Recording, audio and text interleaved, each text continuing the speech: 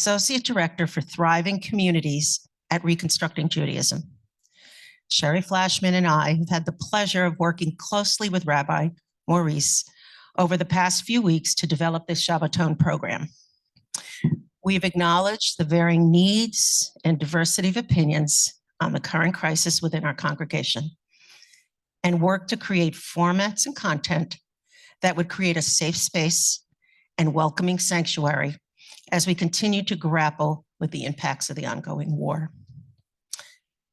Rabbi Maurice Harris is the son of a Moroccan-Israeli mom and an Ashkenazi Midwestern dad. Woo! He grew up spending most of his childhood summers among his extended Israeli family in working-class Moroccan neighborhoods of Tel Aviv. In 2003, Rabbi Maurice was ordained at the Reconstructionist Rabbinical College. He served as associate rabbi and head of school at Temple Beth Israel in Eugene, Oregon. And while in Oregon, he worked as an adjunct faculty member at the University of Oregon, teaching a course called Israelis and Palestinians for 4 years. He's the author of 3 books, including Moses, A Stranger Among Us, and Leviticus, You Have No Idea. That's a great title. We have come to see that Rabbi Maurice is a sensitive, attentive, and astute teacher and leader. He most certainly will guide us tonight and tomorrow through thoughtful and engaging conversations and reflections. And for our Zoomies out there, or Zoomers, I guess, for any questions asked by our congregation members, Rabbi Maurice will repeat the question to make sure that you can hear it. Thank you.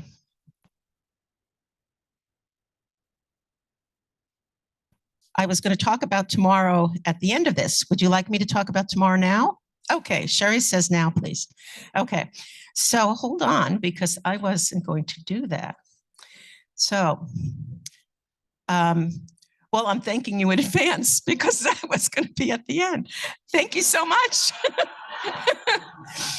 But, you know, what the heck? Okay, thank you, Rabbi Maurice, ahead of time. At services tomorrow, Rabbi Maurice will offer a devar, and after lunch will lead us through an interactive session, Lori mentioned, the worlds we create through words, expanding our understanding of how words have always been and will continue to be powerful elements of this conflict. We will have structured exercises to share our personal meanings and reflections on topics that have been the core to the history and understanding of Israeli and Palestinian relationships and current realities. This exchange will take place in a safe space with clear ground rules. Well, there's something here about thanking us, but I guess I'm not going to say that either. Thank you.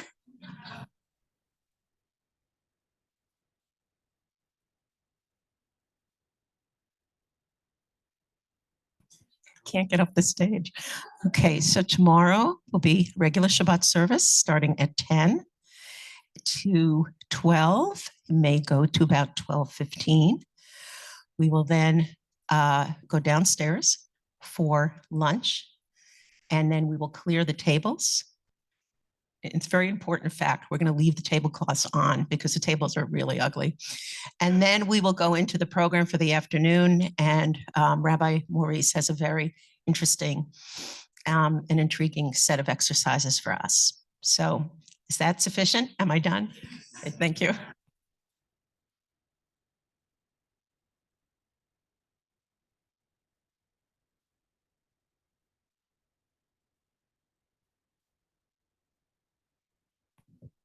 How about now?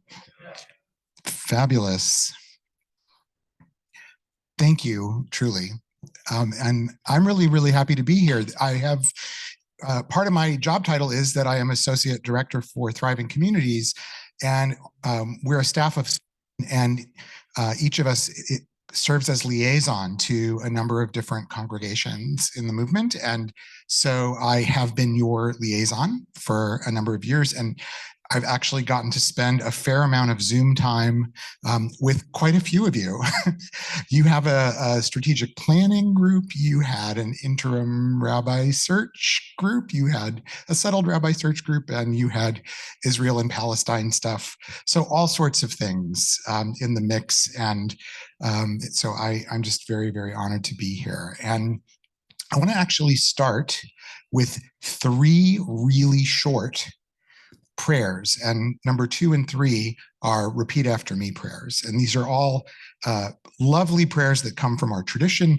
This first one, these are actually the words of Mordechai Kaplan. You do not have to repeat after me, but he wrote, "Enable us, God, to behold meaning in the chaos of life about us and purpose in the chaos of life within us. Deliver us from the sense of futility in our strivings toward the light and the truth. Give us strength to ride safely through the maelstrom." So those words seemed, are we back? We're back. Those words seemed right on target. So next 2 prayers are a little bit more contemporary Jewish pieces of liturgy. And so I'm going to invite you to repeat them back to me. The first one goes like this. I know this may be difficult for some people to hear. I feel fill in the blank. Oh, beautiful.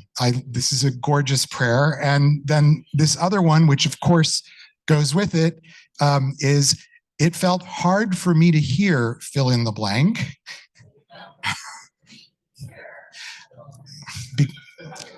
Because I feel fill in the blank. So I have a feeling, and I have a hope that these are words that we'll all get a chance to practice, and a prayer we'll get to offer repeatedly. So now I want to jump in a little bit more to what I prepared to share tonight. We want our synagogues to be 2 things, to be a Sukkot Shalom, a tent of peace, and a Kol Tzedek, a voice of justice. A Sukkot Shalom is a place of refuge and healing where we receive love and strength from each other as part of our Jewish community, and where we receive those things from our traditions, teachings, and our rituals. A Kol Tzedek is a living expression of Judaism's prophetic call. A Kol Tzedek responds to moral emergencies with public action. And synagogues have served in the role of Kol Tzedek in all kinds of ways throughout this country's history. By the way, in the Reconstructionist movement, we actually have a congregation called Kehilat Sukkot Shalom, the community of Sukkot Shalom, and another one called Kol Tzedek. So striving to be a Sukkot Shalom and a Kol Tzedek are 2 of the core missions of all synagogues in our movement and beyond our movement. What the last 6 months have done in Reconstructionist congregations, as well as in much of the North American Jewish community, is to create deep divisions within the Kol Tzedek mission of our synagogues. And that tension has in turn disrupted the Sukkot Shalom mission. And I know that I may be using new language to describe this, but I also know that that people here have been doing some of the hard work on the things I'm talking about. And I'm actually really relieved to be following the work that I know Rabbi Barbara did, and that you've ongoingly been doing with each other, with Rabbi Noyo, and in other ways. So I know that I'm not telling you something new, though I'm hoping these images and this language might be helpful. I want to say it again, though, in another way. Sometimes there's a public moment that focuses on a particular justice issue that strikes a deep chord within our congregations. And when that issue is one that our congregation has a nearly unanimous moral conviction about, for example, protecting reproductive rights or demanding full equality and safety for LGBTQ people, when that is the issue that is the focus of a moral emergency, the Kol Tzedek mission in our synagogues usually goes quickly into intensive action, joining in solidarity with other like-minded faith groups and activist organizations, and doing what Rabbi Abraham Joshua Heschel famously called praying with our feet. In those situations, the synagogue's high level of action in response to its Kol Tzedek mission does not really disrupt its mission of being a Sukkot Shalom, an oasis of peace and a sanctuary for its members. In fact, in those situations, the two missions usually complement each other. During some of the week, the congregation may take part in a demonstration or host a speaker and so forth, and be active, praying with its feet, so to speak.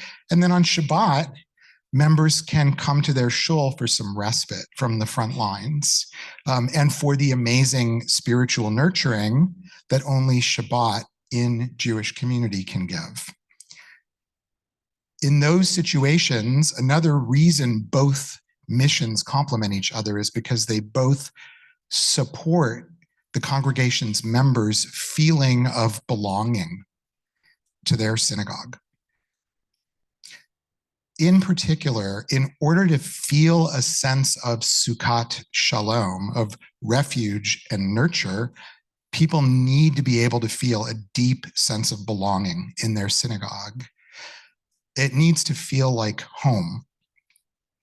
They need to be able to lean on the foundation they have previously experienced of identifying with it. When a congregation is going through a period of being highly active as a voice for justice, a Kol Tzedek, and there is wide consensus among the members about the social justice advocacy they're doing, the synagogue's activism reaffirms its members' sense of belonging. And during those times, when the community then gathers for respite, prayer, music, meditation, and ritual, they experience their synagogue as a Sukkot Shalom, and their sense of belonging is bolstered in both ways. But sometimes there's a crisis that members of a progressive synagogue experience differently, a moral emergency that members of the same synagogue who share many of the same core Jewish values evaluate differently. And that's what's happened all across our movement over the past 6 months. In many of our synagogues, our members have divided into roughly 3 camps. One camp has felt deeply that the urgent calling of the Kol Tzedek mission of their synagogue is to protect Palestinian civilians from death and destruction, and that this is a Jewish moral imperative that supersedes the others.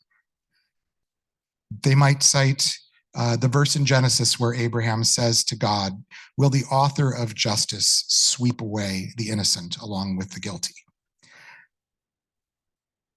Another camp has felt deeply that the moment's most urgent calling is to protect Israel from future October 7th style massacres, bring the hostages home, and defend Israel's existence and legitimacy as a state. And that this is a Jewish moral imperative that supersedes all others, and they might add, in an increasingly anti-Semitic world. Now, in most of our synagogues, if not all of them, a third camp also exists, and it's the largest camp. And yet it is not organized or really even fully self-aware as a camp. The third camp is members who just aren't sure. And that's the largest camp. They aren't sure about their own opinions, which may lurch in different directions with each week or even day's news. And they aren't sure what actions their synagogue should be taking, if any, in fulfilling its cult tzedek mission. So when there's intense division about what the cult tzedek mission of one synagogue calls us to do, the ability of the congregation to feel like a Sukkot Shalom naturally becomes strained. If the divisions include really painful feelings, if some people anywhere along that spectrum of opinion experience feelings of shock or betrayal or disappointment or feeling misjudged or alienation, then the strain intensifies. And this dynamic affects everyone, not just those who might feel high degrees of certainty about what the moral moment calls for. The presence of painful disagreement over the cult tzedek mission of the synagogue also disrupts the ability of the people in the middle, the people of doubt and uncertainty, to feel the sense of belonging and mutual trust with other members that are needed for the synagogue to really be a Sukkot Shalom. By the way, it also affects clergy. Rabbis and cantors who have taken on a covenantal relationship with their congregants to uphold both of these missions, the cult tzedek and the Sukkot Shalom missions of the synagogue. Well, as you can imagine, there are a lot of rabbis out there who are at this point holding it together with masking tape and twine. Tomorrow morning, during my Devar Torah, during Shabbat services, I'm going to talk about how this kind of situation where core mission and values disputes within the Jewish community, how this kind of thing has happened actually many times before in the history of the Jews, and how it has reached epic and crisis levels at past moments in Jewish history. And I'll focus on a Talmudic story that some of you probably know, or at least know part of, although my guess is that even a lot of the folks who are familiar with the story may not know some of the extended version of the story. And I think that it is a story that we can learn from in this time. So that's my teaser for tomorrow morning. And tomorrow afternoon, as was mentioned, we'll do an activity together that engages, I like the Hebrew word charif. Does anybody have a translation for charif? Spicy, but like potent, yes. So language that is charif. Language that is charif is language that kind of stings. That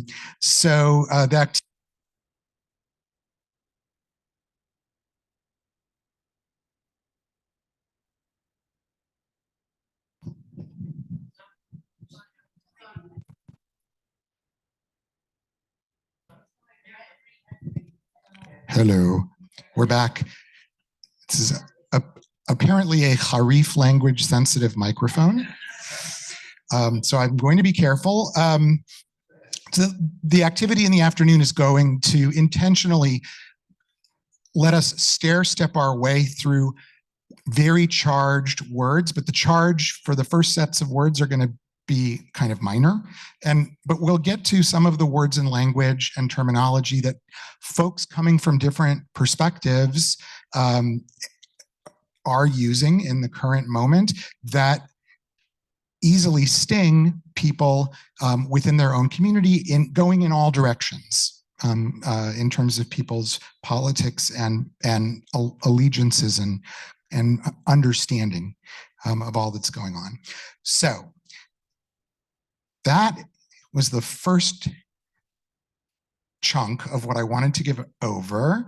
And the second chunk I'm going to get to in a moment, and in which I'm going to talk about how the same dynamic that I've been describing within this synagogue, within lots of other synagogues across our movement, has also been playing out at the leadership level of the central organizations of the Reconstructionist movement. There are two central organizations of our movement. One is called Reconstructing Judaism, and that is all the congregations plus the seminary in one nonprofit org. And then the other one is the Rabbinic Association. So those are our two central organizations, and similar dynamics have been playing out among the boards, advisory committees, and executive leadership of those two organizations. So we'll take a look at that in the second half of this, and that's when I have a few slides. For now, what I want to do is invite questions or caringly phrased thoughts people might be having about how what I described in terms of the two missions of a synagogue, and how distress comes and disruption comes into the equilibrium of what makes a synagogue be able to uphold both of those missions. I want to kind of be your friendly thought partner, and to the degree that I can be helpful, if you have a question for me, question responder for like the next 10 minutes or so. And I have pledged to rephrase or paraphrase questions so that folks joining us on Zoom can hear what was asked, but we're not going to be doing the running the microphone around through the room.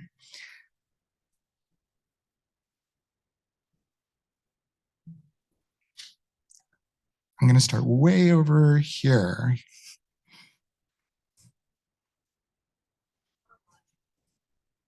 When people feel threatened, they can't listen. So I've been hearing people say in our congregation, I don't feel safe. And with heightened emotions. So my question always is, how do you create the safety to then deal with, to be able to hear and listen when there is a sense of danger? Thank you. So, Claudia, I want to make sure I've got your question right. It's we know from brain science that when people feel unsafe, when people feel scared, it shuts down our ability to listen. And it's been your experience that some people have spoken about not feeling safe at times here. And so what can we do? What can we do to try to dramatically improve the shared culture of safety, atmosphere of safety? Is that about it? Right. Not only so that we feel safer, but so that then we can actually listen to each other. So that we can actually listen to each other about content that is hard, that by its nature creates heightened emotions for a lot of us. I mean, that really is the question, isn't it? I think part of what HBT has been doing, at least, what I've heard from a great distance, I'm aware that that there have been a couple of meetings, if I understand it correctly, between folks who had some differences of opinion regarding the banners, and that those issues are tied or linked to issues regarding the relationship to Israel. I learned about the experience that people in the community shared with Rabbi Barbara. And I've also heard a little bit about the work that the committee that invited me here has been doing. And so That's 3 more things than a lot of congregations have done. So I'm not trying to be glib. I'm really trying to say that the more work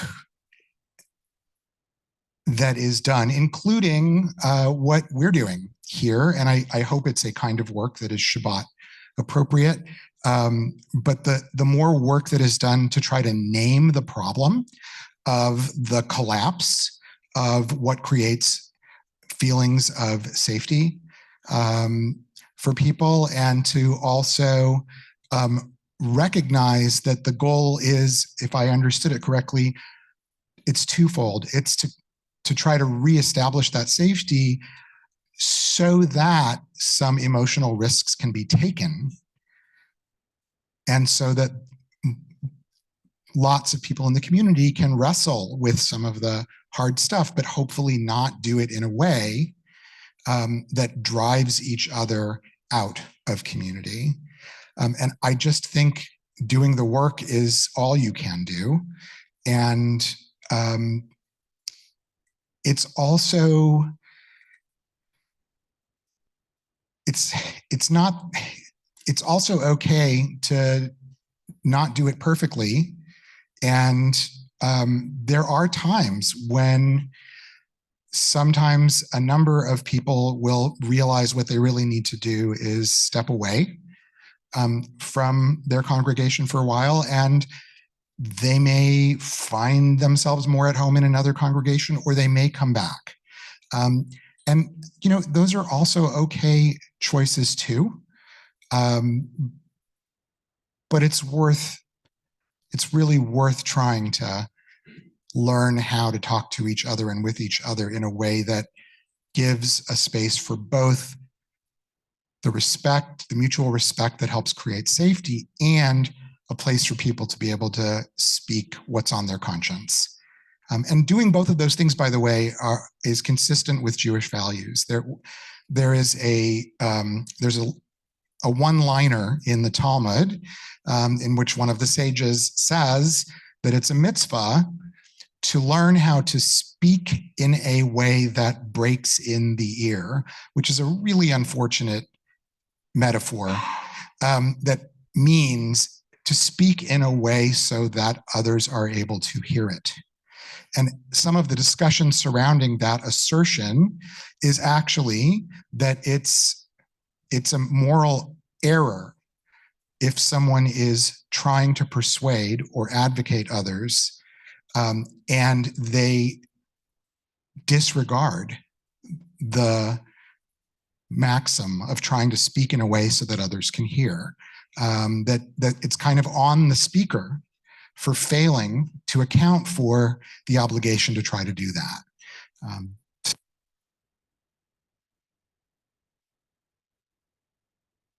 Phone taking a break. We're back. I think you were the same, you had your hand up right at the same time. So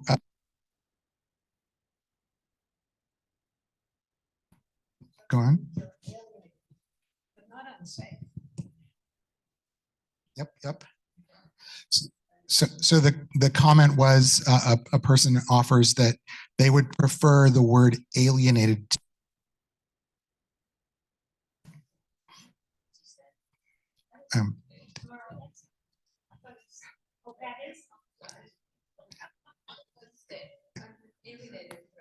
So, you know, my guess is that there's folks who may be feeling both, right? And one can lead to another, right? Like repeated experiences of feeling something crummy. It could be feeling unsafe, or it could be feeling misjudged, or it could be feeling not heard, right? But it's repeated dissonance with what you had previously experienced as a sense of this place being home, this being a place where I belong, that then starts to create alienation.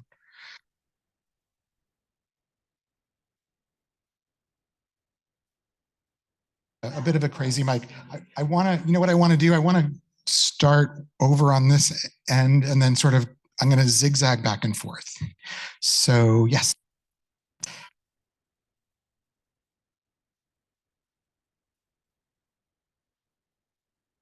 distinguishing between the fact that you could feel safe, but alienated, which is what I thought you had said. And I think that also brings up the issue of trust.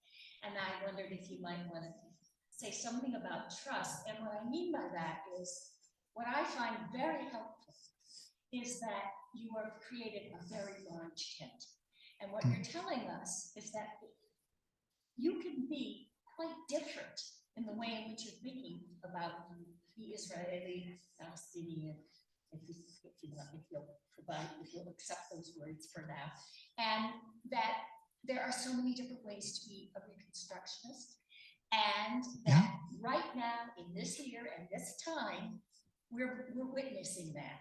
And so that the feeling of alienation, it seems to me, grows dimmer if you have the feeling, well, there are a lot of people who have a lot of different feelings than I do, but we're still in here, we're still a part of the same group. So I wondered if you might talk about that and maybe suggest the many ways in which the Reconstructionist synagogues that you are so much a part of and communicating to and from. Tell us about that. Three camps sounds okay, but I'm wondering if there are some really specific things that you could tell us about that might help us think that we can be part of the camp. I want to offer you a moment to digest the question. Okay, while we thank switch you. Mics. Okay, we're switching mics. So Thank you. whichever ear you really want, but I do left. Me too. Hello. I'm going to turn the volume up. Okay, volume's coming up. And yeah, I am actually thinking about what was offered. There was sort of a preamble and a question.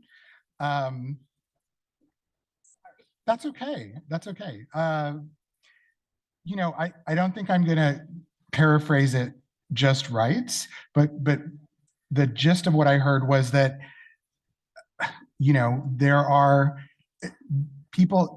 folks who may be feeling different combinations of some of the feelings we've talked about. So, for example, one person might be feeling alienated, but might not particularly be feeling unsafe, whereas some other people are saying they're feeling unsafe. And then there's this larger question of trust. And part of what I heard you describe was that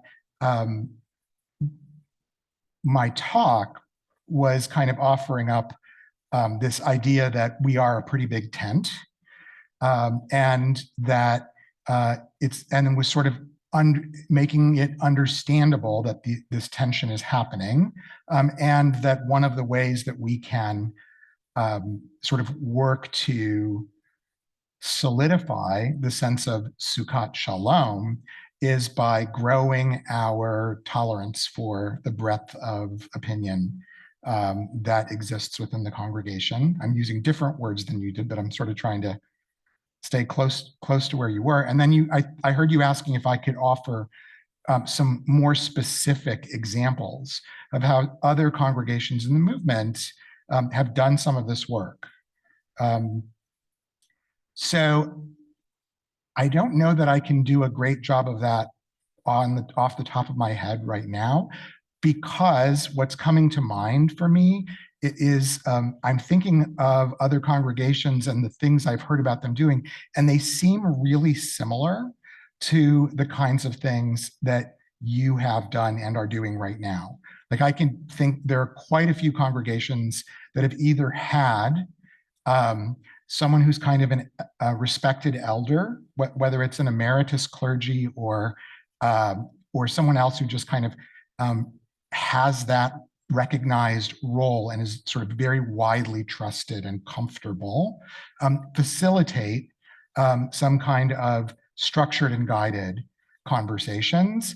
And then there have been congregations that have also sought to bring some of the members who have the most passionate feelings on either end of whatever the spectrum looks like in their congregation, that have tried to bring some of those folks together and to help them develop more empathy for what each other is experiencing without preconditions or,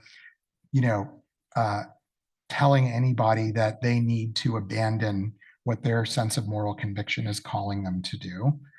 And then there are congregations that, I guess there's one example I can think of that may be different than something that has happened here, which is there are some congregations that have, their boards have realized that they are lacking procedures and policies to address very specific kinds of advocacy requests coming from a cluster of members who may, in fact, represent a minority viewpoint within the congregation, but who feel a sense of calling to try to persuade their fellow congregants.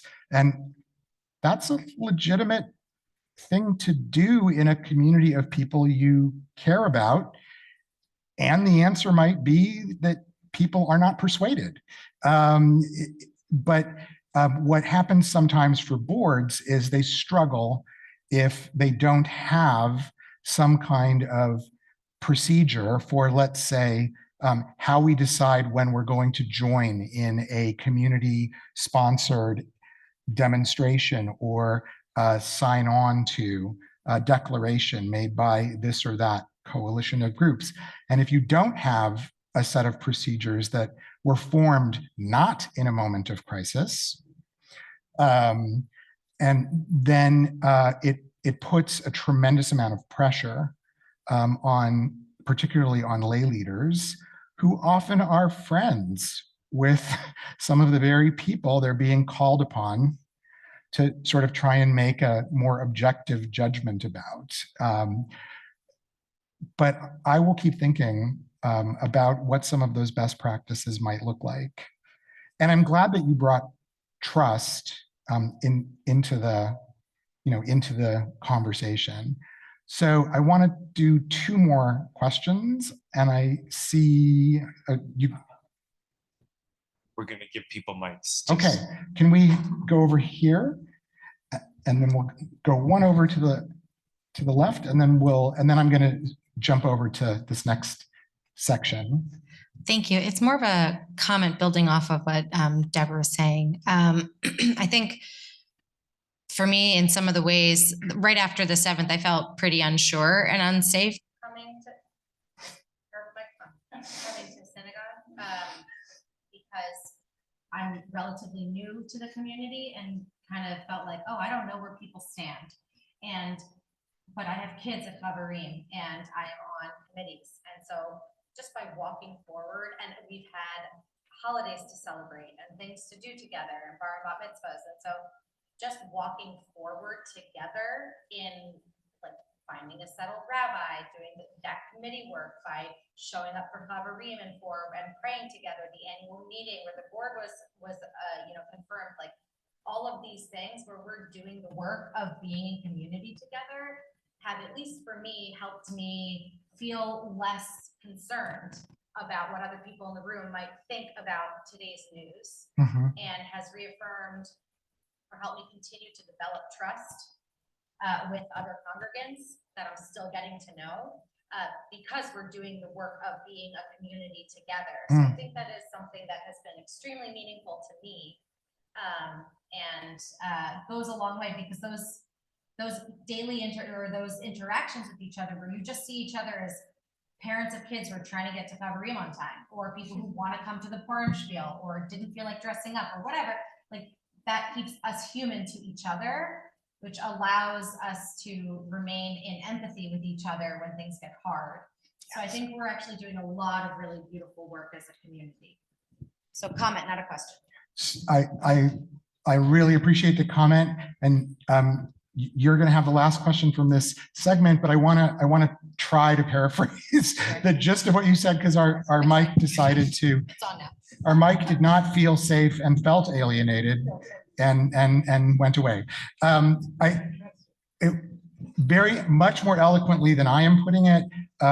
continuing to do the work of the community in a variety of ways that are part of actually the structured ongoing life of the community that people at HBT have come through. And HBT's had a lot going on in terms of its own life cycle as a synagogue, right? Making its way through big transitions. And then there's the regular business of having religious school and having holidays and having all these other things. And that those experiences, what I heard you describing, helped to build some of that trust in what otherwise might have felt like a space dominated by maybe wondering about, how divided are we? And it also helped to build empathy and humanize people you're working with. That makes a lot of sense to me. Yes.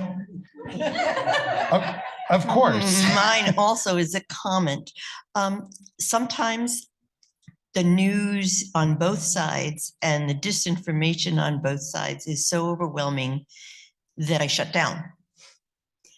But when I come to services and participate, it's like I've come to a place, it's a peaceful place. It brings me back to the moment and how I perceive things. And it's just, yes, we have people that have different ideas and stuff, but we're still a community, even though, we're trying very hard to understand each other's point of view and being able to say that I will understand your point of view, but I disagree. And saying that it's okay to disagree, that it's okay to disagree and be honest. And that makes it a peaceful place. I really appreciate the comment and that I don't have to paraphrase it. Okay, thank you, actually. Thank you for helping us get started. What I'm gonna do now is switch over. I'm gonna grab this too.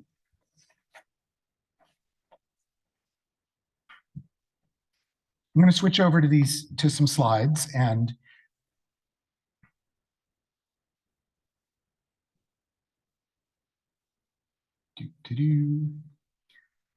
So I want to start by explaining what I'm doing, because now you've got a headline on a screen that doesn't have an explanation. So you've absorbed the headline, but let's set it aside for just a moment. What I really want to do now is I'm going to describe what's happened at Reconstructing Judaism and at the RRA, the Rabbinic Association. And I'm going to say RJ and the RRA from now on to refer to the boards and executive staff and key leadership of those two organizations. But in order to make sense of my describing how this same kind of struggle has played out in that part of the movement, I want to back up a step and quickly kind of do a run through of what have the central organizations of this particular movement, what stands have they taken over the past 4 decades?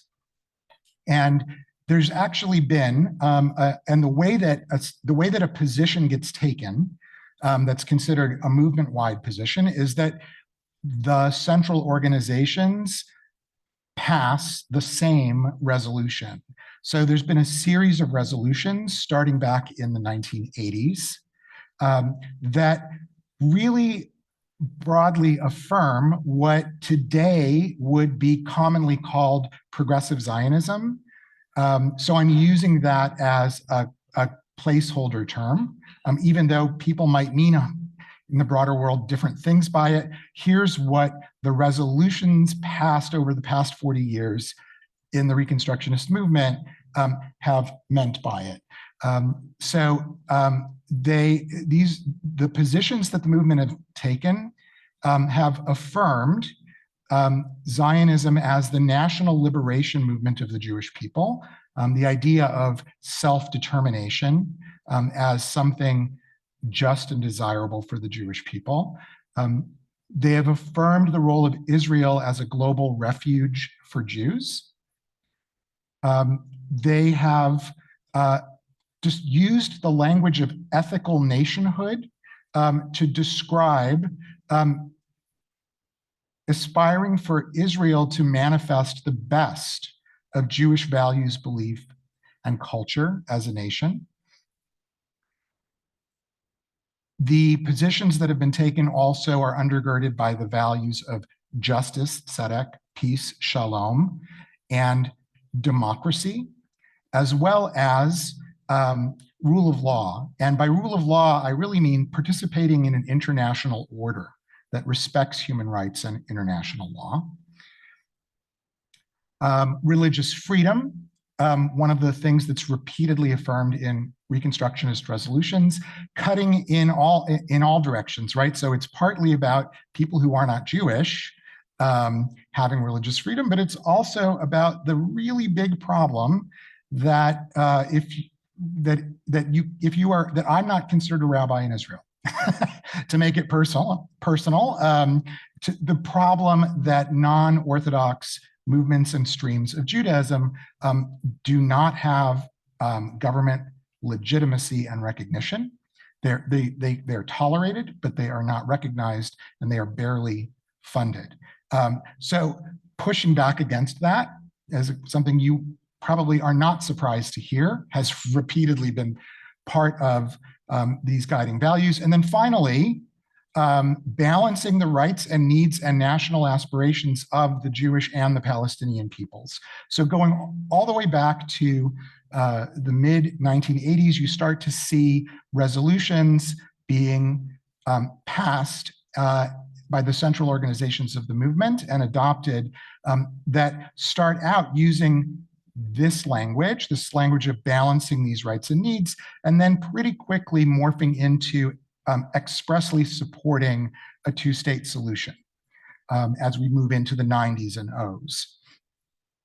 So to sort of restate these in another way, these two values that are on the screen, national liberation of the Jewish people and freedom from anti-Semitism, these are what I would call values of existential security. These next two are what I would call prophetic values, values drawn from the Jewish prophetic tradition, seeking peace and maintaining justice. These next three, democracy, religious freedom, and civil rights, are what I would call modern enlightenment or humanistic values. And if you look at the founding document of the State of Israel, it's a combo of those humanistic Western values and the other values I've described that preceded them. And then finally, territorial compromise and balancing Jewish rights with the rights of the Palestinians and non-Jews who live in the land. Those are what I would call the pragmatic peace-seeking components of this package. And if you take that whole package together, it roughly describes what Rabbi Mordechai Kaplan tried to describe using the phrase ethical nationhood. This idea of manifesting the best of Jewish values, beliefs, and culture as a nation. So what does it mean that the central organizations of the movement have passed a series of resolutions over the last 4 decades? It means one thing that's really worth knowing, which is that none of these things passed 51 to 49. Like, for a resolution to get adopted, it will get tabled until it's going to pass 80-20 or 90-10. Why? Because we're a grassroots movement, and the idea of maintaining Sukkot Shalom in the movement is highly, highly valued. So that's just something that's worth knowing, that the folks who've been involved in the conventions or in the online processes of proposing resolutions. They won't push a resolution through if it's going to win 60-40. They want it to be 80-20, 90-10. I can give you a really recent example. In 2017, our movement passed a resolution supporting and affirming the full spiritual, political, and social equality of transgender and non-binary people. And the reform movement beat us to it by like 2 years. And a lot of people who have followed the movement over a long time said, that must have stunk for you guys. You guys are usually proud of being first. You know, like usually the deal is let the Reconstructionists try it, and if they get schmeiced, we won't do it. And if it works, you know, but that's a little unfair. But you get the idea. And the reason was that people at that sort of top level of leadership in both organizations were 1,000% in support. And then there were many congregations that had many professional and lay leaders who were 1,000% in support. But as webinars were held and as parlor meetings were held in a number of congregations, what started to emerge was that there were a lot of members who were saying, I still don't understand a lot about these issues. And I feel like I need to understand better because this is changing so fast. And I wanna support people who are vulnerable and who deserve justice, but I also really wanna understand. And that message reverberated through. And so what ended up happening was a very Reconstructionist thing, which was slowing down, consulting with organizations like Keshet and other LGBTQ Jewish education organizations, getting more congregations to have learning sessions and conversations, doing more education movement-wide, including with the staff of the central organizations, and then going back and sort of checking the temperature again. And then when it was clear that this was going to pass nearly unanimously, and in fact it did pass unanimously, then they went ahead. And that was more important than being first. That's just sort of, again, a little bit of background and frame. Okay, now, another piece of background. Widely held goals in the diaspora Jewish community are on the screen right now. A set of 6, what I would describe widely held goals, things that people would like to see happen in the diaspora Jewish community. And having interacted with more than 1/3 of our congregations since October 7th, I'm gonna tell you that my impression is that more than 80% of the members of Reconstructionist congregations support all 6 of these goals, or would like to see all 6 of these things happen. They may not agree about how they should happen, and they may not know how they should happen, but they share the desire to see all 6 of these things happen. And then I want to add another thing, which is that what about that other 20% within our movement? Most of those folks are on board with like 5 out of 6. And there just may be something about the way one of the 6, or at maximum 2 of the 6, is phrased here that is sort of the wrong frame for how they're looking at the whole picture. So what are these 6 goals? These are in no particular order. They include freeing the hostages, protecting Palestinian civilians, protecting Israel's existential security, resolving the Israeli-Palestinian conflict through a negotiated agreement that leads to a better, more just and stable future. Note that vague wording. That vague wording is what gets it to 80%.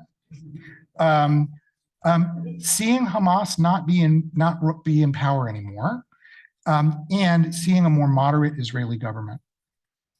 Right? So understanding that those are widely held goals across people in our movement. What are people in our movement experiencing as the most visible political messages in the public eye, in the big public world we live in, right? Well, they're the most visible political messages in the public world we live in are coming from the staunchest groups on either side of the conflict, right? So Palestine solidarity organizations and many of their allies, their messages prioritize protecting Palestinian civilians, and they would say immediately, they would say an epic slaughter of innocents is happening, famine is happening, an invasion of Rafah will multiply this. And so that is why they call for immediate ceasefire. They will say in their messaging that they very much want to see the hostages freed, but from their perspective, Palestinian prisoners are by and large thought of as hostages. This is from their perspective, okay? You may or may not agree with that, but this is what Palestine solidarity organizations believe. And then most of these organizations' messaging is that they want to see the conflict resolved not by a negotiated agreement, so much as by an internationally approved plan that centers Palestinian rights and claims. In other words, they've seen the kind of two-state solution stuff that international agreement, that negotiations would theoretically lead to, and for them, it's insufficient. It does not speak to their sense of what is justice, so it's not a part of their messaging, okay? On the other side, and remember, I'm talking about the staunchest voices here, which are also the loudest and the ones that have gotten the most visibility. So on the other side of this is Israel solidarity organizations and some of their allies. And by their allies, again, staunchest. So I'm talking about Christians United for Israel. I'm talking about organizations that are avowedly behind and supportive of a greater Israel or the settlements kind of agenda as well. And their messaging is protect Israel's existential security, free the hostages, and similarity of tone, not just free the hostages, but free the hostages immediately. A nightmare continues for them and their families, including possible ongoing sexual assault of female hostages, and they're quick to note how indifferent international organizations seemed to be about the role sexual assault played on October 7th. They are unequivocal about removing Hamas from power, and their attitude towards resolving the Israeli-Palestinian conflict via negotiated agreement is by and large, they're okay with that, but only one that Israel's government is willing to accept, and they reject all outside pressure on Israel. And their feeling about protecting Palestinian civilians in their messaging is yes, but they hold Hamas largely responsible for the harm that Palestinian civilians are enduring. And their message is the international community should be banding all this energy together and cutting off Hamas's funding and demanding that they surrender. And that's what would save Palestinian civilian lives. So if my giving voice to these two starkly different points of view has raised your blood pressure a little bit, just know that you're human and alive. But what I'm also hoping is that it also helps all of us understand why, for lots of people who identify with either of these platforms, the moral to-do list that flows from their foundational beliefs, it has its own internal logic. It has its own internal logic. So what happens to the vast majority of people in our congregations is that we tend to attract people who question orthodoxies, and not just religious orthodoxies, but sort of any orthodoxies, any inflexible, rigid, political, philosophical, moral attitudes towards how the world works and what we should all think and do. And so there is automatically, for an awful lot of our members, a high degree of discomfort coming into contact with either of these staunchest camps. So let me sketch that out using an image. So this is Maurice's take of a rough sketch of views of members of Reconstructionist communities. Okay, and this is based on my past 8 years interacting with people all across the movement. So if you look at the range of views that exist in the North American Jewish community today, starting with 18-year-olds through 100-year-olds, what you would find is this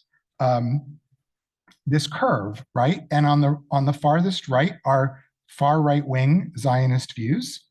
And then there would be what we might call centrist Zionist views, and then progressive Zionist views, which are the ones that I described earlier, and then non-Zionist or anti-Zionist views, which represent a small minority of the contemporary North American Jewish community, but it is a growing minority, and it's a minority that skews younger. And they would not fan out. If you were charting this for the entire North American Jewish population, they would not fan out in the proportions you see on your screen for the entire North American Jewish population. In our movement, if you mushed our 94 congregations members, which is about 50,000 people, together, and then took our nearly 400 rabbis and sort of put them all in a blender and came up with a rough sketch of the proportions of where people are landing, what you can see is that we range from, we have a teeny tiny number of people who are sort of avowedly right-wing Zionist in their philosophy, which I would define as like, the Jewish version of From the River to the Sea. It's all ours, and there's not room for anybody else's self-determination or self-rule in this space. And then we have a decent sized chunk of people who have fairly centrist Zionist views, which means whatever that list was that I presented of progressive Zionist views, if you saw that list and you were like, that's like a step to the left of where I am, then that's you. You're like in a more centrist Zionist camp. And then we've got this big hump in the middle. I'm holding off on questions just so I can proceed through. We've got this big hump in the middle of people who, would identify more or less as progressive Zionists. And then we have this small but growing, as it is within the North American Jewish community, group of folks who no longer identify as Zionists and take issue with sort of some of the basic founding ideals or beliefs of historical Zionism. So given that that's kind of a snapshot of us, what that has translated into is that the biggest divide within a lot of our congregations right now is kind of between two camps that fit within a much narrower slice of this big spectrum, right? And I am calling one of them the Ceasefire Now camp. And you'll see what I'm going to call the other one in a second. But I'm going to offer my best effort to describe the messages, the sort of most visible messages of the Ceasefire Now camp within a lot of our congregations. Top priority, protect Palestinian civilians, immediate action required. Free the hostages. Protect Israel's existential security, but the argument is that the ongoing war is degrading Israel's security. They want to see the conflict resolved via a negotiated agreement, but it's vague. These are not necessarily folks who are highly committed to a two-state solution. They may be very, very interested in a whole range of some of the ideas that people have been floating, like confederation, and a variety of other things we could talk about another time. Definitely, they want to see a more moderate Israeli government. They're not putting forward the message, remove Hamas. Their message really is some version of accept that Hamas cannot be destroyed and find another way to work towards a peace agreement. Now, that is kind of like a rough description of one sort of camp that we're seeing a lot of in recon communities. In some of those communities, that camp really sort of stays quite faithful to this list of messages and beliefs. In other communities, it actually lands maybe 20 or 30 degrees even further to the left of sort of this list of items. Okay. The other camp, or the camp that I sort of described earlier as the middle camp, is what I'm calling the position without a name. But it happens that it is highly aligned, or frequently more or less aligned with the Biden administration's policies, particularly its policies over the last month. So this is a cohort that first and foremost thinks of protecting Israel's existential security. And I'll say something more about that. While the Ceasefire Now group is primarily responding to the ongoing violence and death and destruction happening in Gaza, a lot of folks who are in this position without a name camp are seeing that and they're responding to that, but they are also responding quite viscerally to reminders of Hezbollah's 150,000 rockets and its quite potential recent access to unaccounted for chemical and biological weapons of the Assad regime. Hezbollah has 30,000 soldiers fighting for Assad, and there's all kinds of equipment sharing and training going back and forth. Folks who are worried about Israel's existential security are reacting to tidbits in the news that remind them of the sense many Israelis have, which is that their existence actually feels rather fragile. So that's part of why they're still sort of seeing this rise to the top of their list. And yet they are intensely pulled, spoken to, anguished about Palestinian civilians and the hostages. This is a cohort that wants to see the conflict resolved by a negotiated agreement, and they want to see a Palestinian state, probably run by the PA. They have also kind of sort of stopped believing that it's really possible to quote unquote remove Hamas, at least to do it without paying an unacceptable price in innocent human lives. But what they've come to support is, and this is very much a piece of Biden foreign policy, is the idea of degrading Hamas's power by using diplomacy to establish an Israeli Sunni Western alliance. Israeli, Saudi Arabia-led Sunni Western alliance. That's the all the marbles thing that the Biden administration is just knows it's got a small chance to get, but boy, do they want to get that. Because it does a whole bunch of things at once, including forming a new bulwark against Iran, Syria's Assad, Russia, and turns into a way of making Hamas useless, at least to its Sunni Arab supporters. So the divide between camps in our congregations has kind of shifted into these two camps that are closer together than what I saw of the divide 3 months ago. And there is still this profound sense of tremendous moral urgency. So this is my last slide, and we're almost at 8:30. Are we doing okay? I want to just say something about the debate in many Reconstructionist congregations, that things that we can all work harder to sort of notice and understand about people's positions wherever they fall, whether they fall within those two camps I described or whether they're further to the left or the right of those two camps. Most of the people who are figuring out where they stand are engaging in a triaging of values. When do we triage? We triage in a crisis, right?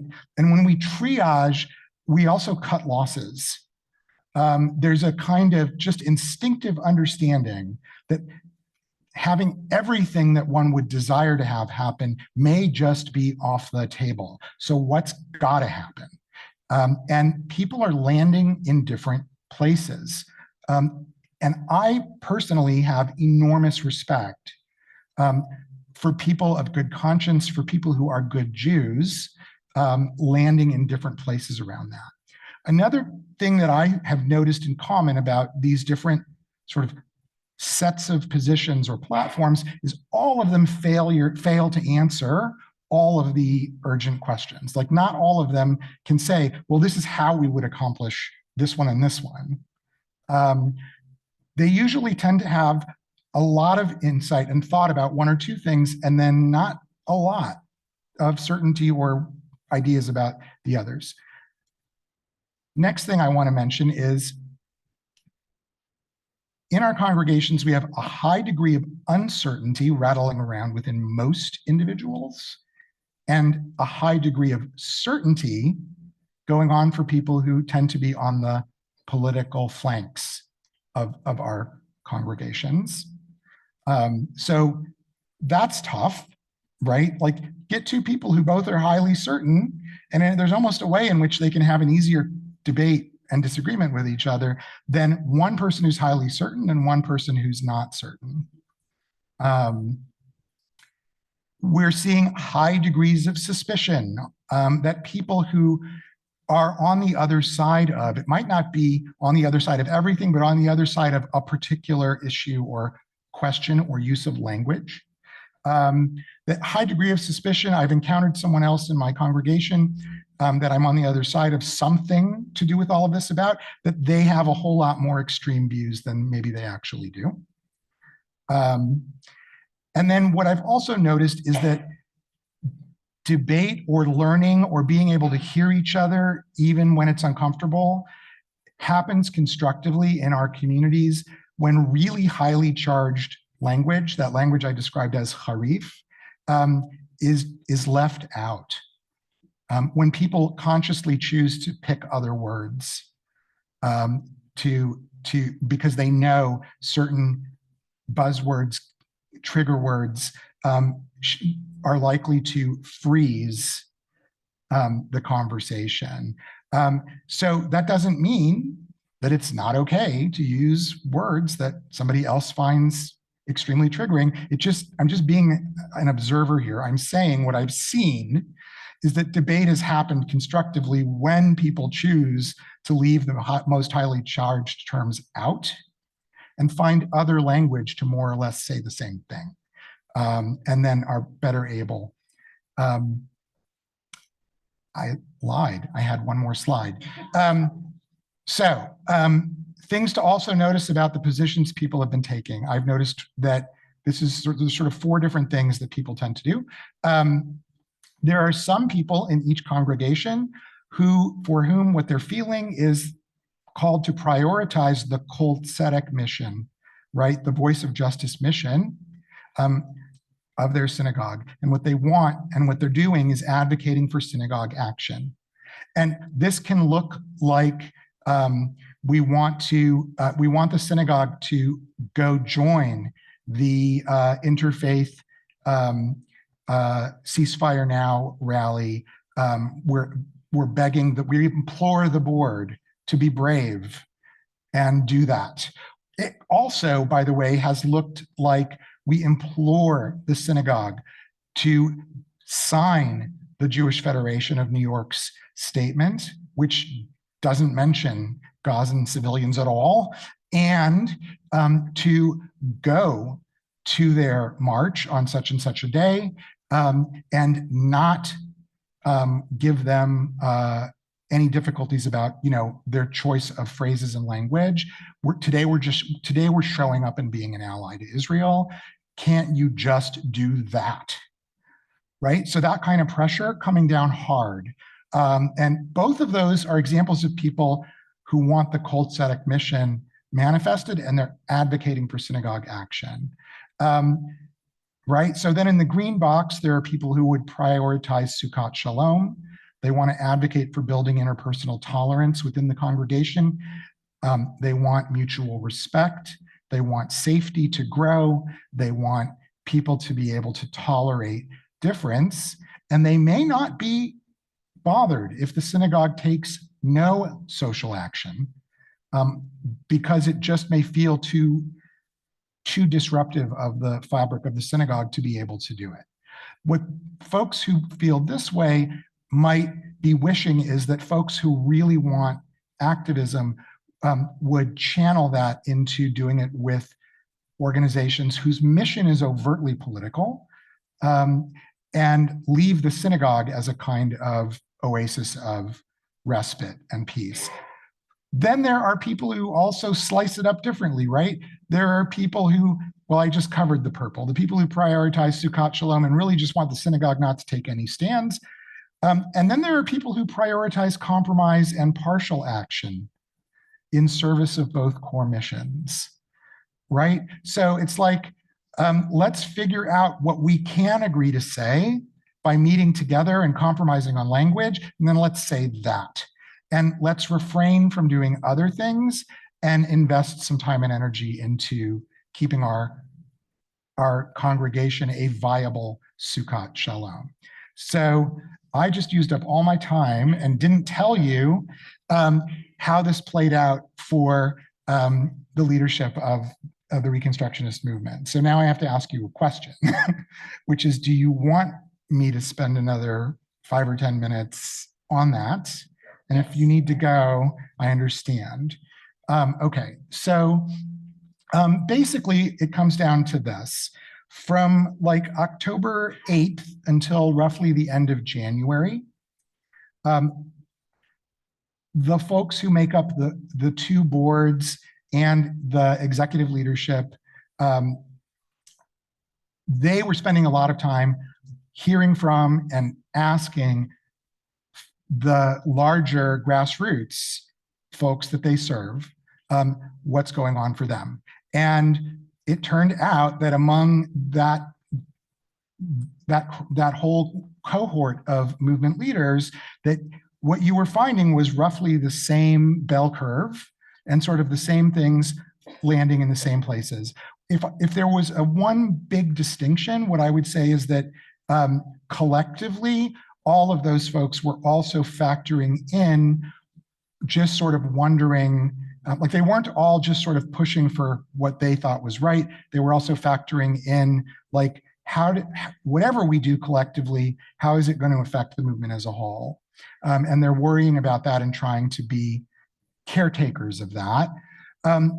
Long story short, and from October 8th until the end of January, what this basically turned into was paralysis. The two movement organizations were unable to issue any public statements, not positions, right, that requires everybody voting and all that, just a statement. Statements have to support existing platform positions, but just unable to do it. Lots of false starts.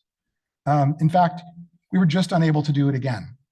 I'm the staffer responsible for trying to get the people who would give the final okay for a joint two organization statement. I try to help them agree on some draft language, and then it round robins a few times. And if they can do it within 2 to 3 days while an item is still in the news, they'll do it.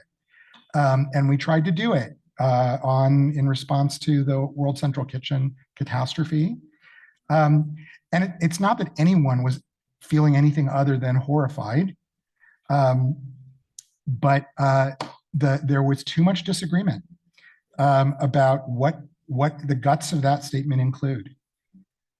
Somebody wanted it to also talk about journalists who've lost their lives in service. Somebody else wanted it to lift up that the Israeli Department of Defense immediately acknowledged that they were totally tracking and in communication with the Central Kitchen, and that they don't understand why this happened, and that they feel deeply sorry about it. Other people were like, don't do that. Like, who cares if they're sorry? And but for other people, that was essential. Okay, and then at a certain point, it was like, we're not doing a statement.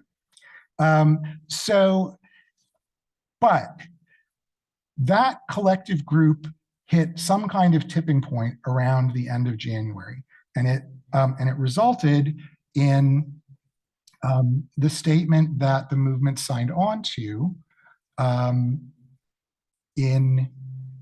March 5th. And I want to just put the main part of it on the screen.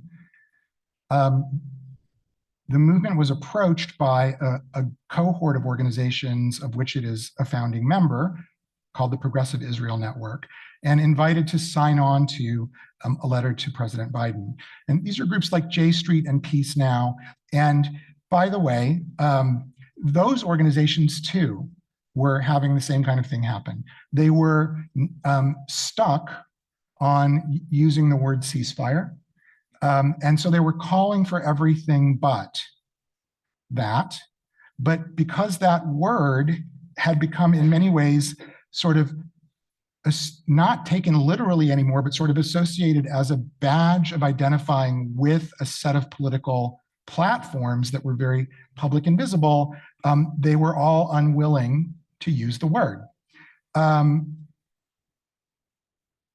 So the key paragraph is the one that's in bold, and I'll just read it in case it's a little fuzzy. This was the point at which the 12 organizations that are part of the Progressive Israel Network sort of crossed over that line.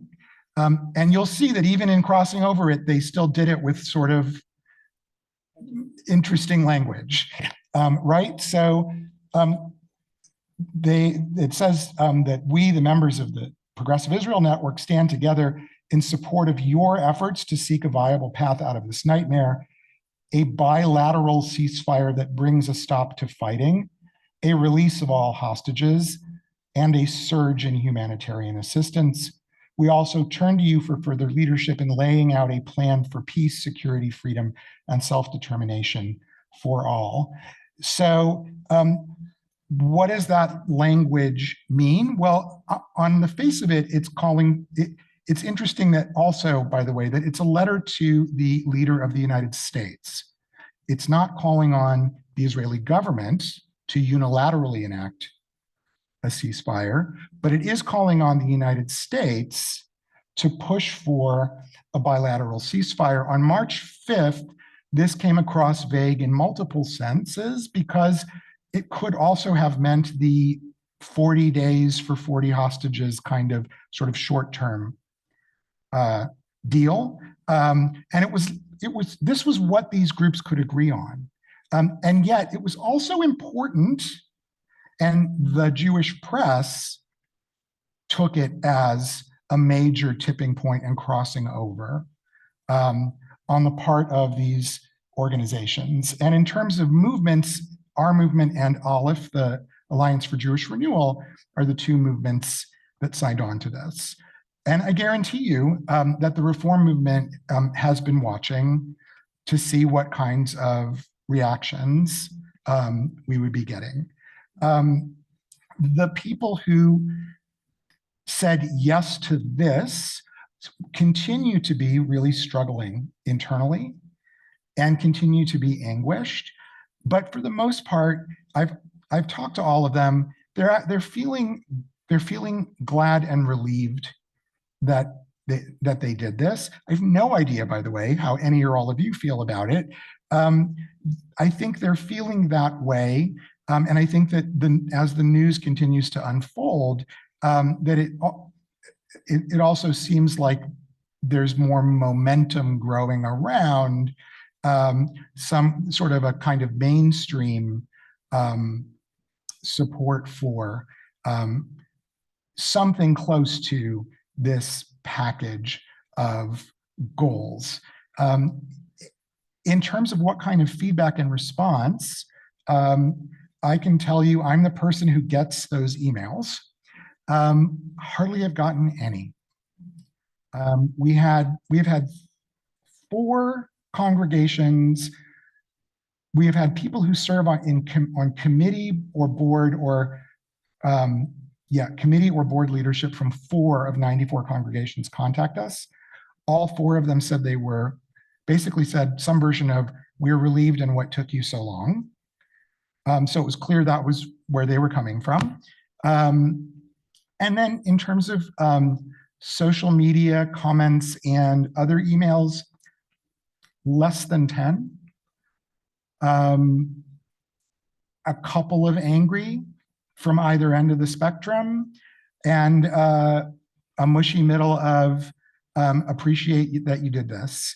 Kind of stunning to me, and I am open to people's notions about why. I mean, we've gotten way more intensive feedback over far lesser things. So I wanted to share that in part because I'm able to sort of update you about how this stuff's been playing out in another part of the movement. But I also wanted to offer it to you so that you can think for yourselves about how you see your congregation sort of in light of these other ways that these issues are playing out. So that's all I've got to share with you tonight. And if we need to just close here, I'm okay with that too. Or we can take a little time for Q&A. I'm happy either way. Why don't let's do this. Let's do 3 questions or comments and start with yours. We're going to do, just because we do have people on Zoom and they appreciate hearing from. And let me. Okay, thank you for your thoughts. Very interesting analysis. Since you do track this situation on a daily basis, and maybe you're reading things that I don't see, but I read the Jewish press, I do not have a clear idea of what the Israeli population has to say about this. I know there's a lot of differences of opinion, but so number one, do you have a clearer idea than I do? And is there a way for us to sort of track that in real time? That's a great question. I do have a sense of what I read in Israeli newspapers about Israeli public opinion, and I think it's complicated. On the one hand, I think that for the vast majority of Israelis, they continue to be in crisis response mode. You know, from their experience of things in daily life,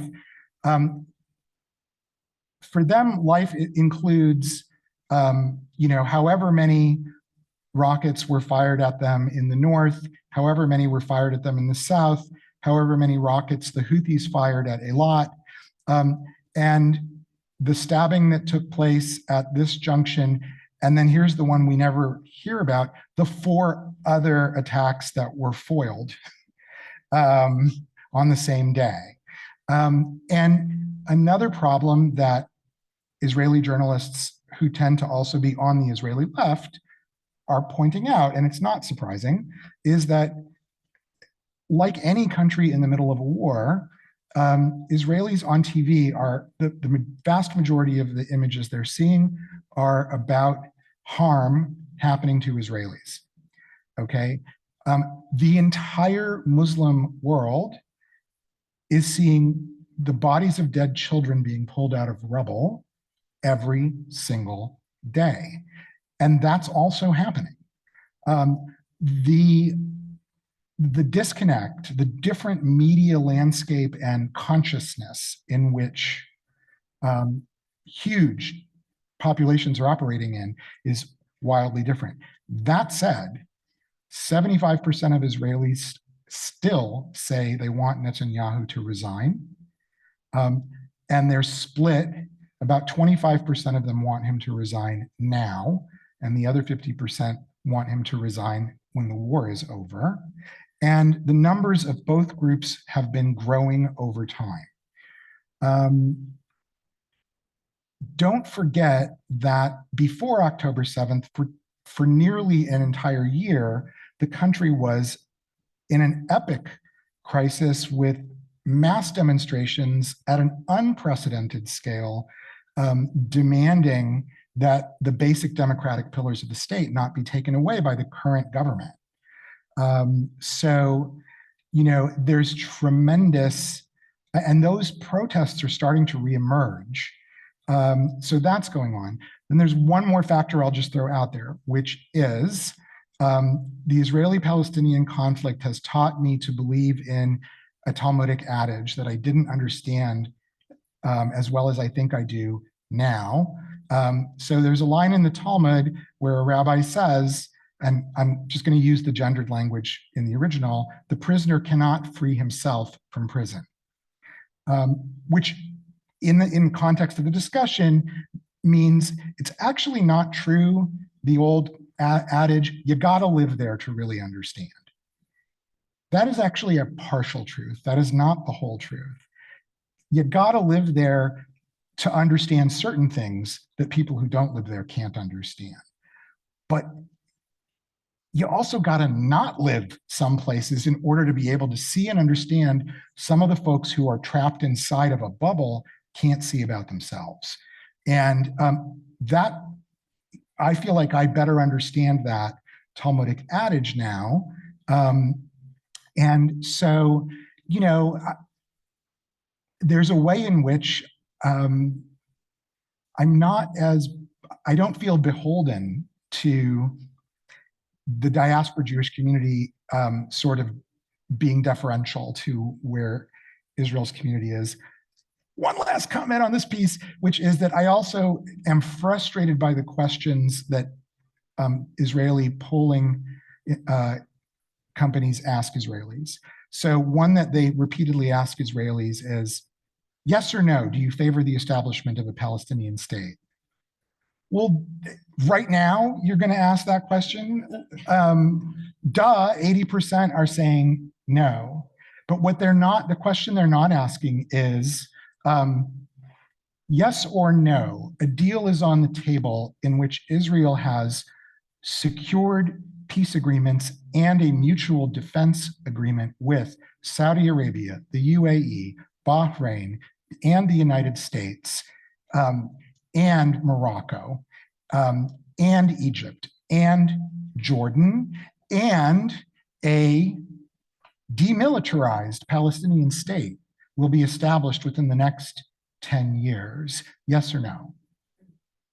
So what are the percentages on that? Because that's what the international community is talking about.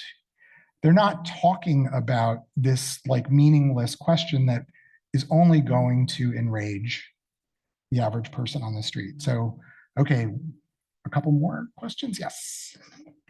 Really appreciated the talking into mics.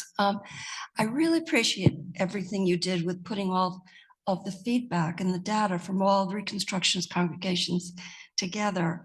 And I want to say thank you for that. And it was really helpful for me. I guess I'm 3 and 4. You're welcome. But what I'm curious about is, was this a sampling? Did you reach out to Reconstructionist congregations and ask certain congregations? How did it happen that you received this information? Because we weren't polled like that here. So no, we didn't poll. I'll tell you how it happened. Within 8 weeks of October 7th, our department, Thriving Communities, received requests from 27 of our 94 congregations for some kind of consulting support around navigating differences of viewpoint and challenges to the equilibrium and stability of their congregations. And that was an off the charts level of request for support.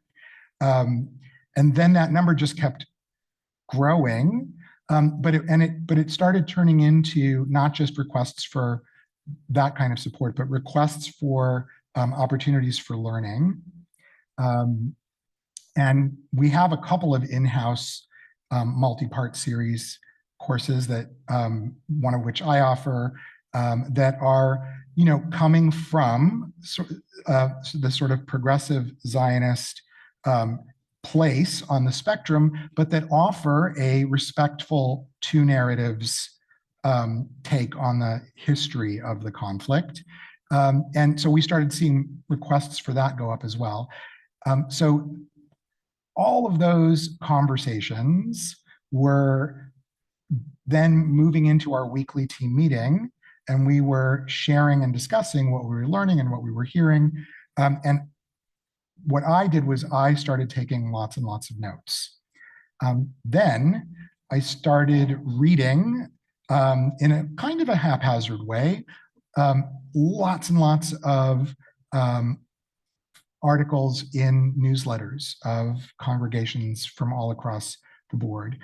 Very often messages from the rabbi, but sometimes other messages.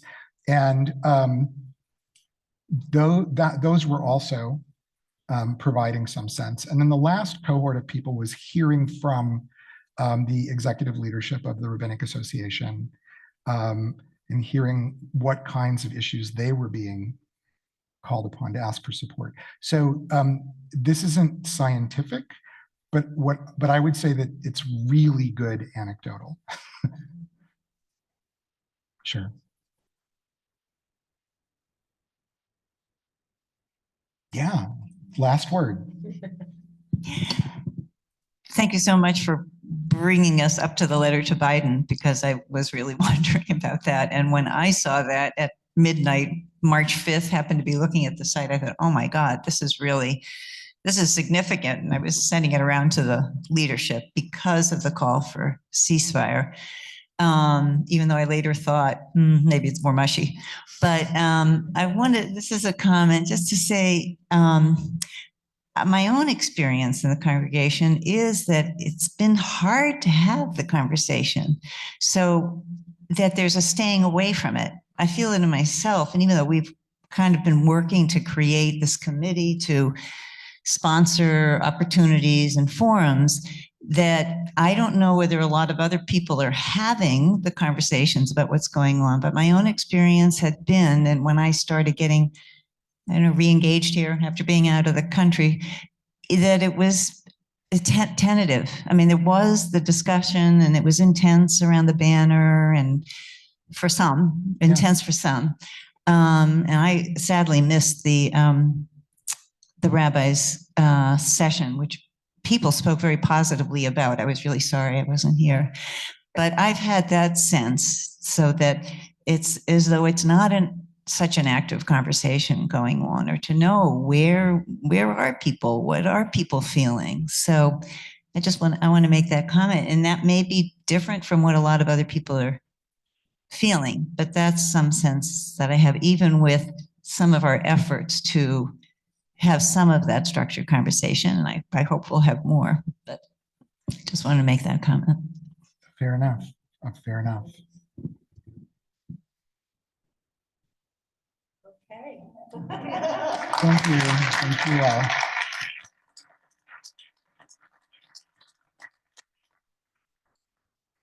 I just want to say that I was just, it's Friday night. Usually I'm tired, but I wasn't feeling tired tonight. So this was incredible, the breadth and depth of what you could bring to us, sort of the background stuff and reconstructing Judaism, and you're embedded in that, but also bringing us to sort of take a look at, and I think it goes to Sherry's question of what does that mean for our congregation, and what will we take from the rest of your weekend as we move forward to figure ourselves out with all of the change that we've been dealing with this year. Good stuff in terms of settling with a new rabbi. So thank you so much. I think this was incredible. And just your presentation, the way you present to us is wonderful. So we'll see more of you tomorrow. Okay, you are dismissed. Oh, wait. Hi, I just wanted to, again, thank Rabbi Maurice. And we're looking forward to tomorrow's Dvar Torah and tomorrow's Lunch and Learn. And I also want to extend a great thank you to Sherry and Karen for pursuing Rabbi Maurice. I know, looking over at Shelley and I were in conversation with him since December, so schedules didn't align. And when Sherry and Karen said that they were interested in doing something on the Israel-Palestinian issue, said, oh, get after Rabbi Maurice. We should say, Karen, I should say that Shelley and Lori led to the seed. Lori and Shelley led to the seed for Sherry not to do this. So kudos to them. Thank you, Karen. So for those who didn't hear it, Karen was saying that Shelley and I laid the seed for this or something, but yes, thank you. I also want to acknowledge that one of the reasons why we were able to bring Rabbi Maurice in person, which we thought was very important, is because we are looking to the Alan J. Waters Fund, which supports lifelong learning, various educational initiatives here at the synagogue. And that fund is responsible for bringing Rabbi Maurice here. So please feel free to donate to the fund because we want to keep that growing and make sure we have these opportunities for this kind of learning.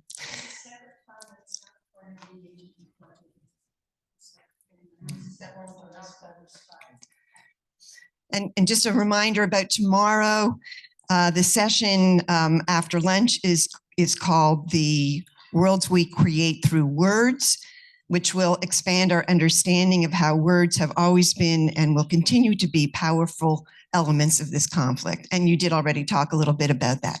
So again, thank you everybody for attending. It was great seeing everybody here tonight.